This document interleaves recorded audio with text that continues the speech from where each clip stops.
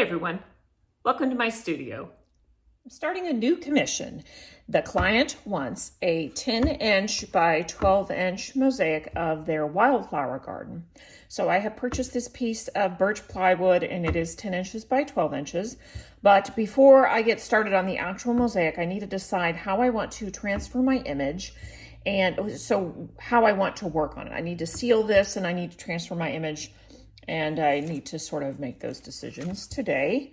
This is the image that she sent me. I just printed it out at home. I had to piece it together and tape it together. But this is the wildflower garden, and she has this lovely fence. Now, if you look closely, there's also a stick. Not putting that stick in there. There's also some dirt. We're not going to be putting dirt and boring grass or driveway or car. So I just am going to use this as a reference photo, right? That's exactly what it is. But I'm going to beef up the flowers a bit and the foliage and make it a more full looking garden. This is going to be my main image. And I do have this, which is a little bit further down in the garden, that shows some more of those cosmos and these orange flowers, which I'm not sure what they are. I think these might be nasturtiums. And these are cosmos, but it really helps to know, I don't know what type of flowers these are, but they're really in the background. They really feel in the background. And there's some white, looks like alyssum in there. You really have to kind of understand the flowers before you start so that you know what the structure of the plant is, how the leaves are gonna look, and how you're gonna fill it in. So cosmos really have a real frilly leaf like this. And that's some tricky business. So I think right off the bat, as far as the composition is concerned, this bunch of red flowers that swoops down is going to be moved up and cover up more of the fence and just be much more full. And then probably behind the fence, I will put some flowers that are coming up behind, and we will cover up that driveway. I have to ask if she wants this post to show and this to show, or if she wants to zoom it in a little bit more so that we just have the edges of the fence. But I'll have to get that worked out with the client, but have to start somewhere. So this is where I'm starting. So a couple of days have gone by and the client has gotten back with me. She said she did not want the post that was over here. So I blew up the fence even bigger, but it's still going to be mostly covered by flowers. So it doesn't really matter how much bigger it is. And back here, I have some space. I have left a little bit of space just so that I have room for some yellow flowers that she wants back there. Now, when I look closer, these look maybe like they're lilies that are not open. So I was planning on putting some yellow lilies here, and maybe I'll put some roses back here on that side. In any case, I'm going to take a photo of this and send it to her and see what she thinks. Now, I made another copy because she sent me a couple of photos, and this one has more of the flowers that I'll be using, and just so that I have a good idea. I cut out the top of it because it has those red flowers that are in the background. That sort of went, I don't know, right there. And this is like old school Photoshop. They're gonna kind of sweep up like this a little bit more. I just wanted to get an idea of what they were gonna look like. They'll be a little bit more open so that you can see the fence, but they're gonna come all the way up on that side.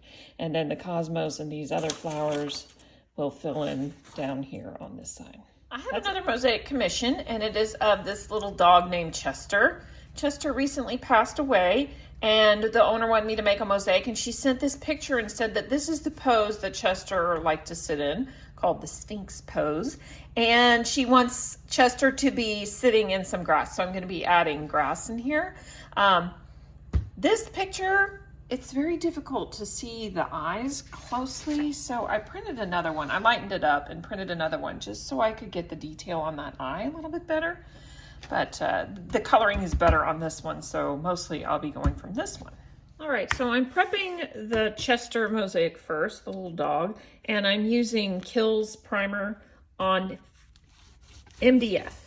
And this is a 6x8 piece of MDF. I'm going to be priming the edges as well.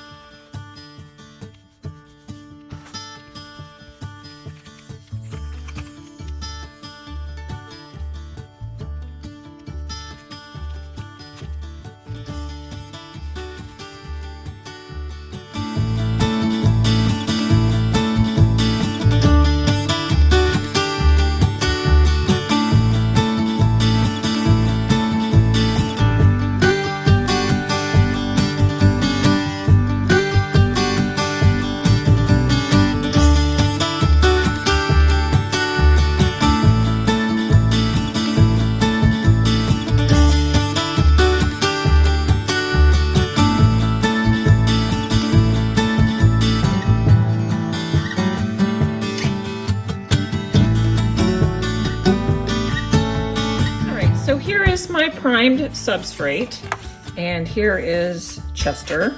I have taped the top, and I am putting a piece of well-used carbon paper, transfer paper underneath, carbon side down, and now I'm going to use a ballpoint pen to trace the dog. That will transfer it to my substrate.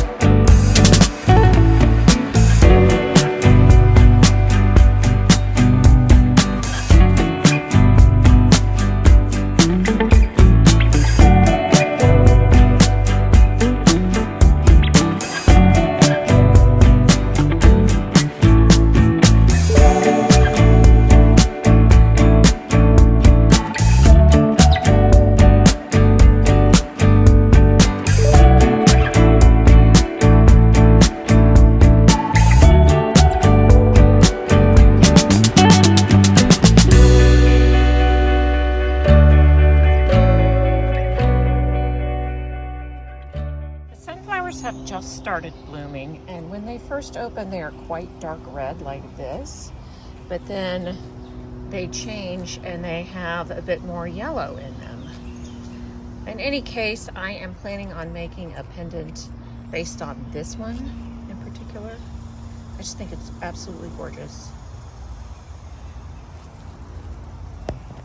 I'm going to be using this large oval base from Amate Studios to make my sunflower, and I wanted to show this itty bitty millefiori I've got.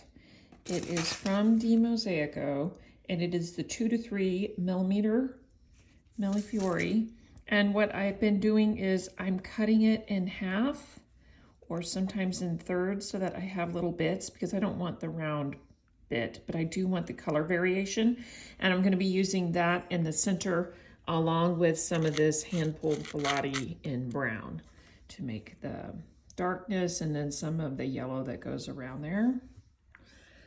So in the very center, it's pretty dark, and then it's kind of yellowy, and then it's a mix, and then the petals have yellow. So that's what I'm aiming for.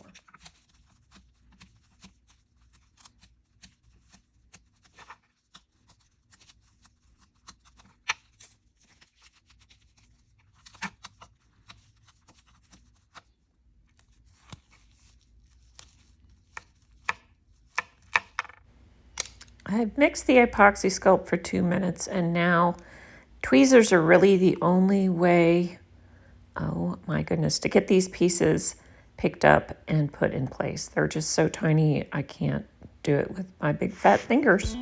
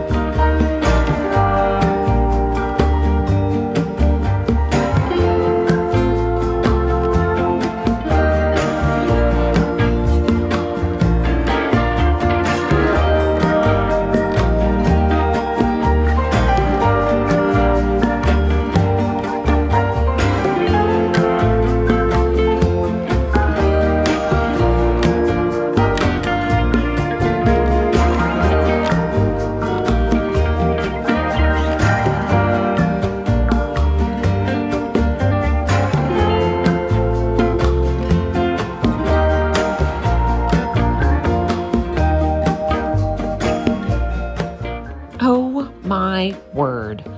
I love how it turned out. Just so gorgeous with the dark, dark red and the bright red and the yellow.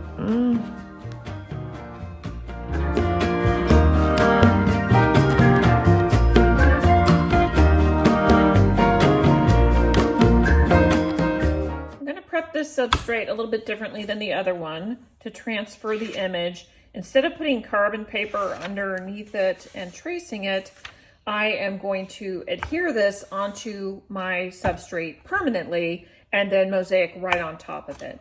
And so to do that, I mix up some water and weld bond. I like to dilute it so that it's not too thick. And I'm just eyeballing it. You can make it more diluted and it's still going to adhere, but I don't like it too wet. And mix this up with a brush.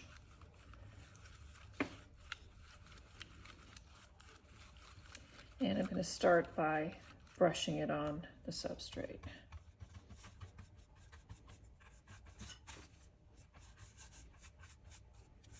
I'm going to do this fairly quickly so I can get the picture on here as fast as possible. I don't want it to all dry out or anything beforehand.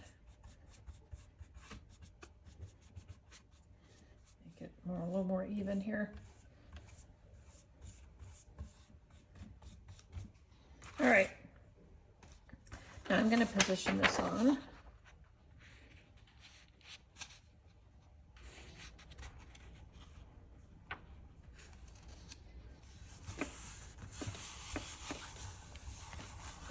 And it's going to want to bubble.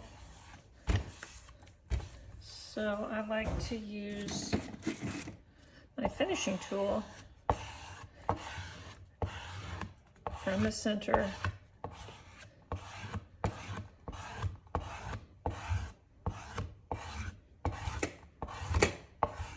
and get those air bubbles out as much as possible. If there's a few wrinkles, it's fine. This is all going to get covered with glass, and a wrinkle's not going to make that big a difference.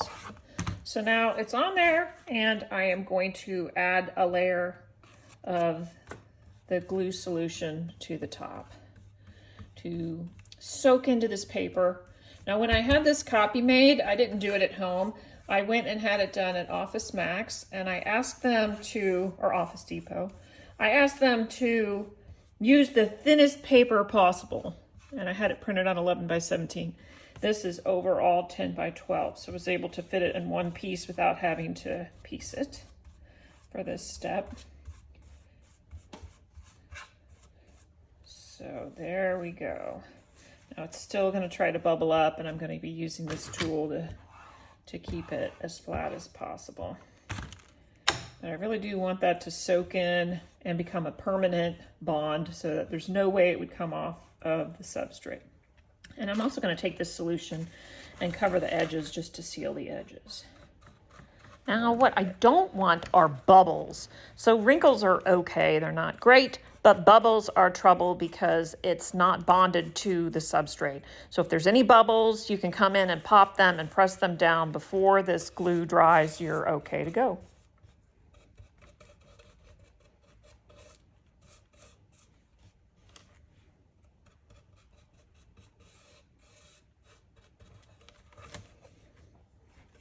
Now, because there's glue all over the surface of this and all over underneath, I'm going to prop it up to dry so that it doesn't stick to the paper underneath here.